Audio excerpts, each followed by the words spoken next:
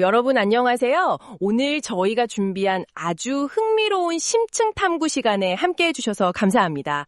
지금 듣고 계신 분들도 아마 오늘 주제 들으시면 진짜 깜짝 놀라실 거예요.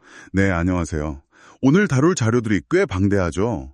성경 주석부터 신학 사전, 그리고 특히 구약의 신명기 28장을 샅샅이 분석한 텍스트들을 저희가 쫙 준비해놨거든요. 맞아요. 오늘 우리의 핵심 미션이 뭐냐면요.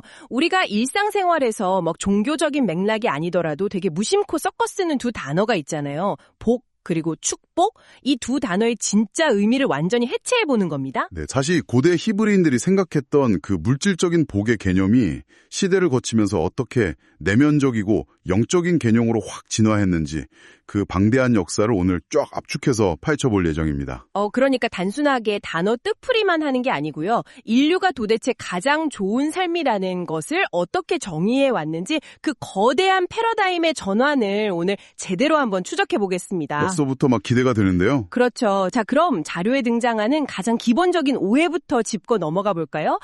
누군가 승진하거나 새해가 밝았을 때 우리가 진짜 자연스럽게 신의 축복이 있기를 이렇게 말하잖아요. 네, 엄청 자주 쓰는 표현이죠. 근데 여기서 한자를 조금만 뜯어보면 되게 기이한 모순이 하나 딱 발견되거든요. 축복이라는 단어에서 축자가 빌축자를 쓰잖아요. 맞습니다. 글자 그대로 풀이하면 복을 빈다는 뜻이 되죠. 그러니까요. 근데 우리는 흔히 창조주이신 하나님이 축복을 주신다고 표현한단 말이에요. 뭔가 좀 이상하지 않나요? 가장 높으신 분인데 도대체 누구한테 가서 우리한테 복을 달라고 빈다는 걸까요? 바로 그 지점입니다. 그 모순을 발견하셨다면 오늘 저희가 분석할 이 신학사전과 주석들의 핵심으로 들어갈 준비가 완벽히 되신 겁니다. 오, 제가 제대로 짚었나 보네요. 네, 완전 정확해요. 사실 언어의 논리상 하나님이 축복하신다는 말은 성립할 수가 없죠. 창조주는 가장 높은 분이니까 누구에게 복을 달라고 빌 필요가 전혀 없는 분이잖아요. 빌 필요가 없으니까 그냥 직접 복을 주시는 분이군요. 네, 바로 그겁니다. 그러니까 신은 복을 주시는 주체고요. 반대로 인간이 신이나 혹은 다른 누군가에게 저 사람에게 복을 좀 내려주세요 하고 간구하는 행위.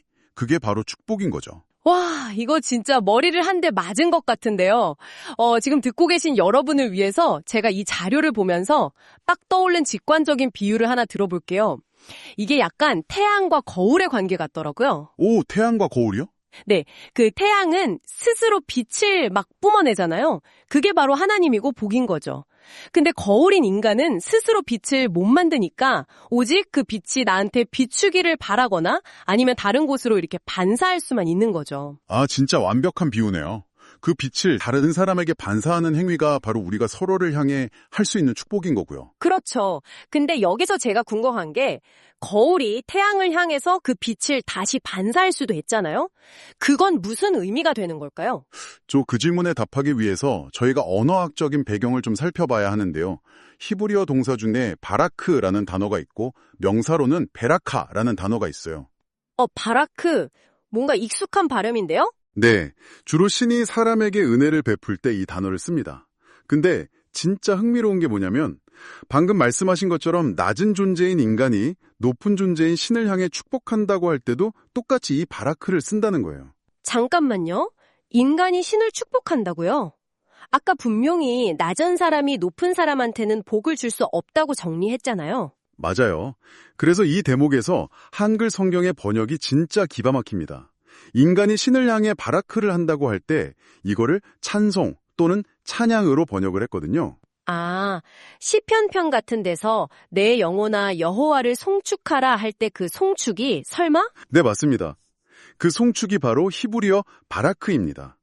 즉 인간이 신에게 복을 비는 그 행위의 최고 형태가 곧 신에 대한 찬양과 감사라는 점을 주석들이 명확하게 짚어주고 있는 거죠. 와, 복을 받는다는 게 결국 찬양으로 이어지는 관계의 순환이라니 진짜 소름 돋네요. 근데 여기서 좀 약간의 반전이 있습니다. 제가 이 구약시대 텍스트, 특히 첨부된 신명기 28장 주석을 보니까 방금 우리가 말한 이런 영적이고 아름다운 느낌이랑은 완전 딴판이더라고요. 그렇죠. 신명기 28장을 딱 펼치면 분위기가 확 달라지죠. 네, 진짜 당황했어요. 이 시대의 복은 막 너무 눈에 보이고 노골적으로 물질적이잖아요. 뭐 이른 비와 늦은 비, 넘치는 곡식, 그리고 가축의 번성 이런 거요. 맞아요. 농경사회나 유목사회의 시대상이 그대로 반영된 결과물이죠. 전쟁에서 대적을 물리치는 압도적인 승리라던가 장수와 건강 같은 당대 사람들이 상상할 수 있는 모든 육체적, 현세적 풍요가 다 망라되어 있습니다. 반대로 불순종하면 질병과 파괴라는 끔찍한 저주가 따르고요.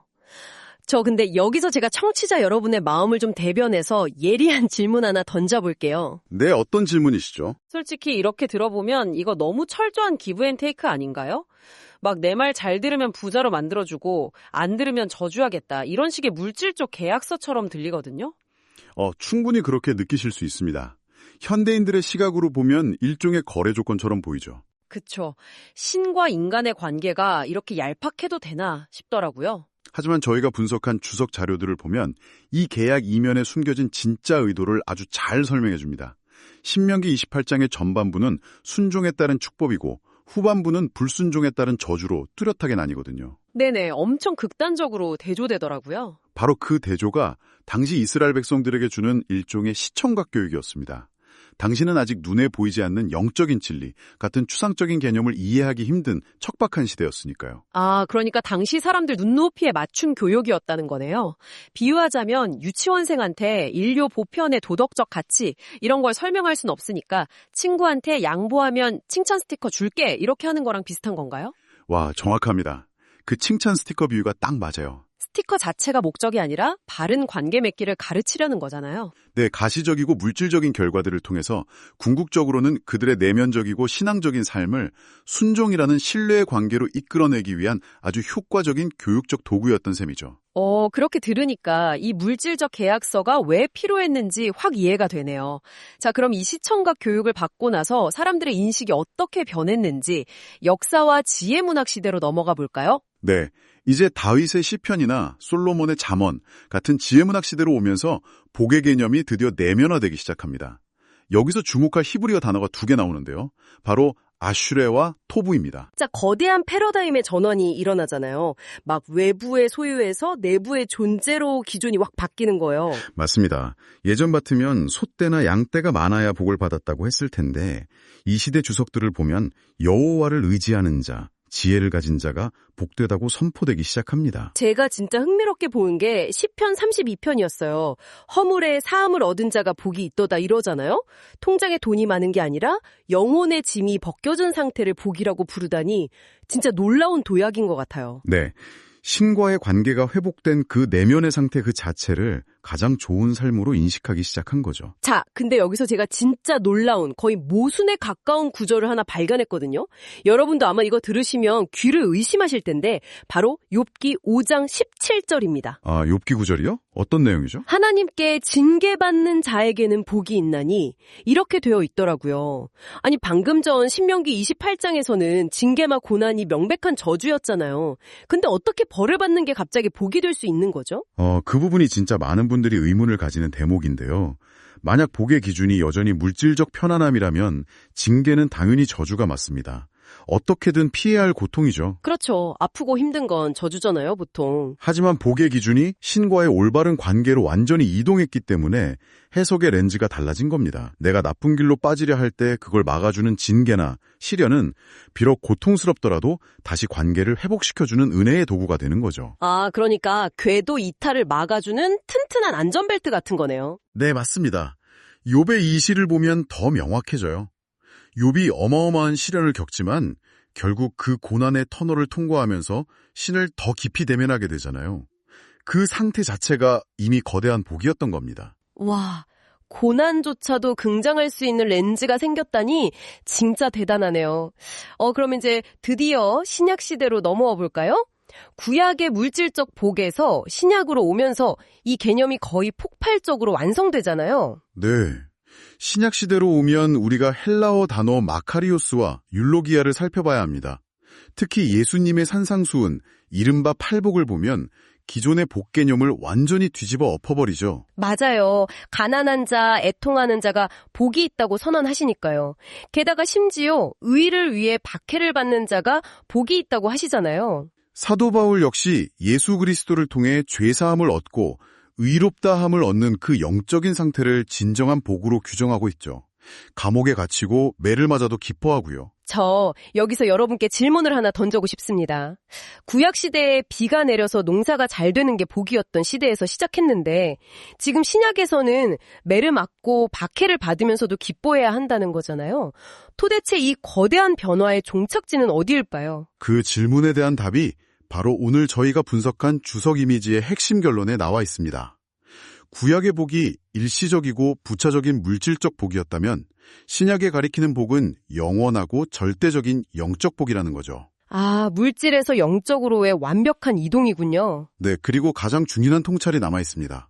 하나님은 단지 우리에게 어떤 유익이나 복을 배달해 주시는 그런 도구적인 분이 아니라는 사실입니다. 그러니까 우리라 돈 넣고 버튼 누르면 소원 들어주는 우주적 자판기 같은 존재가 아니라는 거네요. 자, 복 그 자체라는 사실이죠.